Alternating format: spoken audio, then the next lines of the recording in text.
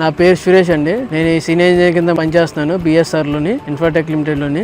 Present అయితే మనకి road E5 road నడుస్తుందండి. మనకి అనంతవరం నుంచి ఉండవల్లి వరకు E5 రోడ్ ప్రెసెంట్ రన్నింగ్ లో ఉందండి. దానిలో ప్రెసెంట్ అయితే మనకి 15 చేనేజ్ నుంచి 19 చేనేజ్ వరకు వర్క్ రన్నింగ్ లో ఉందండి. ఇప్పుడు నాకైతే ప్రెసెంట్ ఇది కేటాయించారు. దీనిలో మనకి రోడ్ వర్క్ అయ్యింది. దాని కింద ఒక సపరేట్ లేయర్ ఉంది, దాని పక్కన ఎంబైట్మెంట్ లేయర్ కూడా ఉంది. ఇంకా ICTC రెండు నడుస్తున్నాయండి. ప్రజెంట్ డ్రైన్ వర్క్ అయితే ఆల్మోస్ట్ కంప్లీట్ అయ్యింది. 1 కిలోమీటర్ 2 కిలోమీటర్ వరకు 25 మీటర్స్ సెంటర్ నుంచి 50 మీటర్స్ వరకు ఉందండి. మనకి లెంత్ అయితే 19.4 కిలోమీటర్స్ అండి. ప్రజెంట్ అయితే రన్నింగ్ లో ఉంది.